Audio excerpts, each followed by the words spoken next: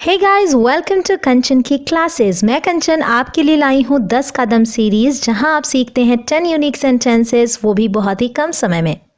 साथ ही साथ वीडियो के एंड में आप एक साथ सारे सेंटेंसेस के स्क्रीनशॉट्स ले सकते हैं ताकि आप कहीं भी कभी भी प्रैक्टिस कर सकें। आगे बढ़ने से पहले मैं ये ज़रूर कहूँगी कि आपको इन सेंटेंसेस में जो सबसे ज़्यादा अच्छा सेंटेंस लगे वो कमेंट में लिख के ज़रूर बताइएगा।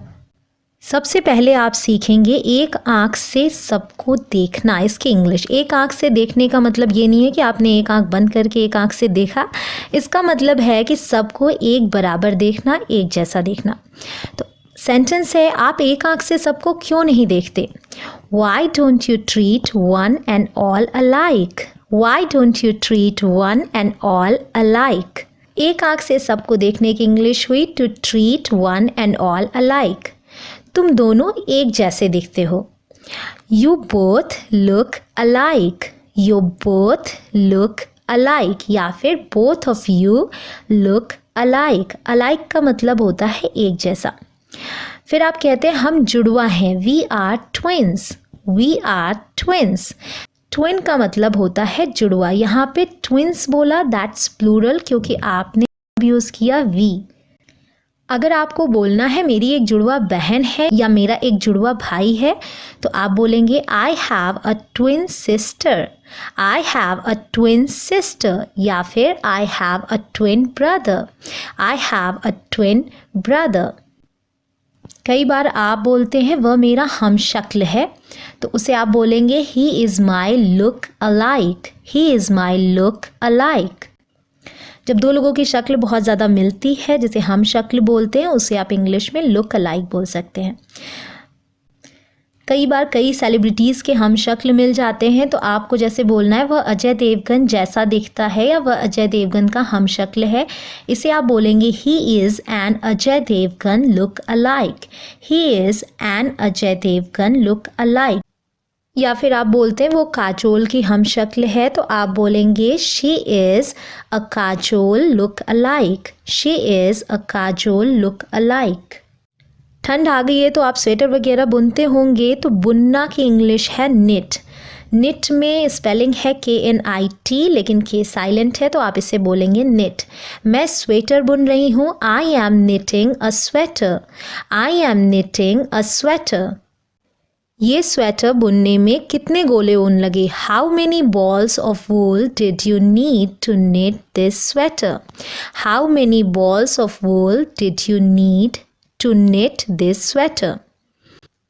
कई बार जब कोई बहुत ही धीरे धीरे काम करता है, तो आप बोलते हैं मुधुर मुधुर मत करो, जिसका मतलब है कि धीरे धीरे मत करो। इस इंग्लिश में आप बोलेंगे don't dilly dally. Don't dilly daily.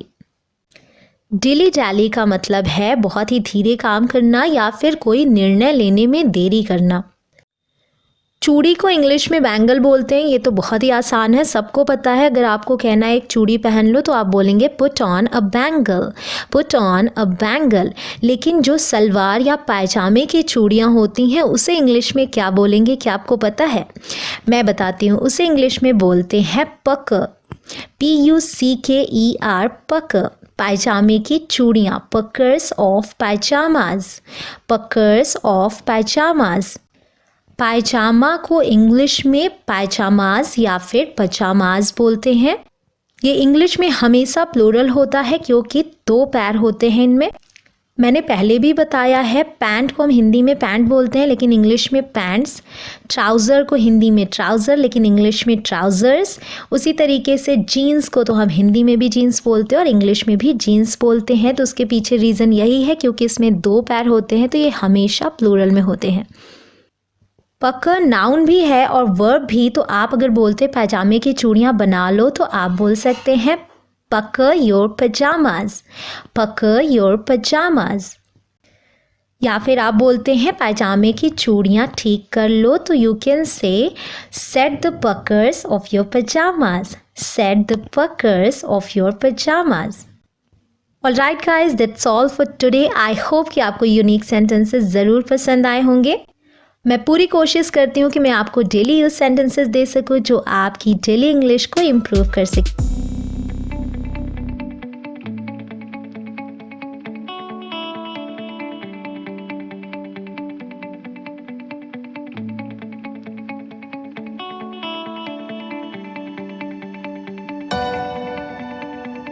Okay, thank you so much everyone. Thanks for watching. Bye for now.